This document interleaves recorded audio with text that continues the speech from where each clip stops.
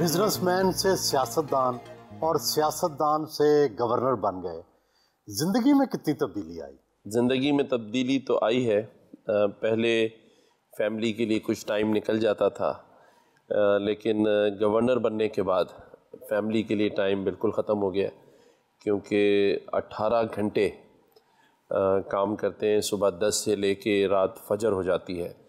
اور یہی روٹین ابھی تک جب سے گورنر بنا ہوں میں ہے، تو یہ تبدیلی ضرور آئی ہے۔ آپ کا ٹسوری خاندان تو سونے کا کاروبار کرتا ہے، آپ بھی منہ میں سونے کا چمچ لے کر پیدا ہوئے، کیا کبھی کوئی مشکل وقت بھی دیکھا؟ مشکل وقت اللہ نہ کرے اس طرح سے تو نہیں دیکھا کہ کوئی فائنینشیل پرابلم ہو، ہاں لیکن سیاسی طور پہ ایک مشکل وقت ضرور مجھ پر آیا جب میری نئی شادی ہوئی۔ میری مسز پریگننٹ تھیں اور اس وقت مجھے گرفتار کیا گیا، اور بغیر کسی وجہ کے، اور یہ وہ ٹائم تھا کہ جب مجھے businessman of the year اور لارجسٹ ایکسپورٹ ٹرافی ایوارڈ ملا، اور گرفتار کیا گیا معمولی کیسز، جسے اگر میں یوں کہوں کہ بھینس چوری کے الزام میں انہوں نے مجھ پر مقدمات بنائے، اور گھروں پہ چھاپے پڑ رہے تھے، اور زندگی میں کبھی نہ جیل دیکھی تھی نہ عدالتیں دیکھی تھیں پوری زندگی میں،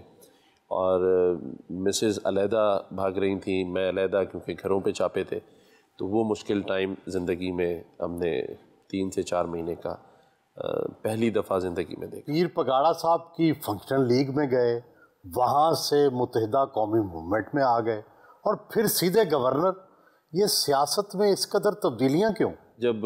یہ پرابلم آئی تھی ہمیں پیپلز پارٹی کے طور میں، ذوالفقار مرزا صاحب نے یہ سب کیا، ایز اے بزنس مین ہماری کہیں سنوائی نہیں ہوئی، تو اس وقت پھر میں نے پیر صاحب پگاڑا کو جوائن کیا ایز اے پولیٹیکل پارٹی، اور ان کے ساتھ بہت اچھا سفر 4 سال کا گزرا، اور اسی دوران ڈاکٹر فاروق ستار بھائی جو اس وقت کنوینئر تھے ایم کیو ایم پاکستان کے،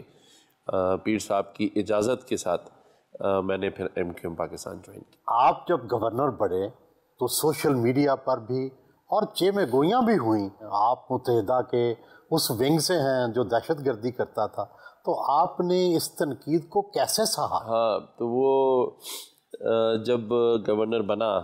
تو بہت طرف سے سوشل میڈیا پہ خاص طور پہ مختلف قسم کی میری تصویریں بنا کے اور ڈالی گئیں، تو مجھے تو اتنی تکلیف نہیں ہوتی تھی، کیونکہ میں تو ان سب چیزوں کا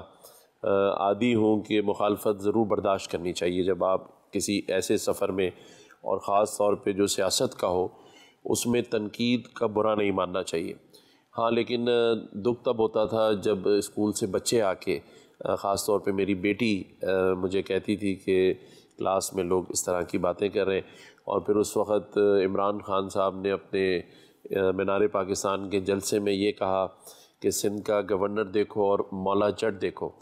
تو وہ ظاہر بڑا وائرل ہوا سوشل میڈیا پہ اور بچوں تک بھی پہنچا۔ ادروائز میں تنقید کا کبھی برا نہیں مانتا۔ آپ نے تعلیم کتنی حاصل کی اور کہاں سے کی؟ میں نے سینٹ پیٹس کالج کراچی سے بی کام کیا، اور اس کے بعد پھر اپنے بزنس کے سفر میں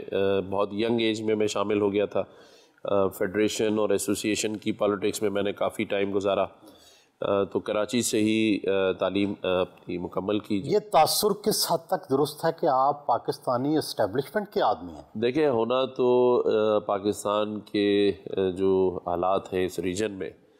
تو محب وطن آدمی جو ہے وہ اس کے اپنی افواج پاکستان اور اسٹیبلشمنٹ سے اچھے تعلقات ہونے چاہیے، کیونکہ جو کردار ہماری اسٹیبلشمنٹ کا اور افواج پاکستان کا اس ملک کے لیے ہے، اور جو ان کی قربانیاں ہیں، تو میں سمجھتا ہوں ہر سچے پاکستانی کو ان کو سلوٹ کرنا چاہیے۔ یہ اور بات ہے کہ کچھ سیاسی جماعتوں نے ایک ایسی سازش کے تحت دنیا بھر میں اور سوشل میڈیا پہ اپنی اس افواج کو بدنام کرنے کی بھرپور کوشش کی۔ آپ کے بارے میں تاثر رہا کہ آپ ڈاکٹر فاروق ستار صاحب کے ساتھی ہیں، بلکہ ان کے فائنانسر بھی ہیں۔ ڈاکٹر فاروق ستار صاحب پیچھے رہ گئے، آپ گورنر بن گئے، اب ڈاکٹر صاحب کا کیا بنا ہے؟ نہیں، فاروق بھائی ہمارے ساتھ ہیں، اور ایم کیو ایم پاکستان میں سینئر پوزیشن پر ہیں، سینئر ڈپٹی کنوینئر ہیں، اور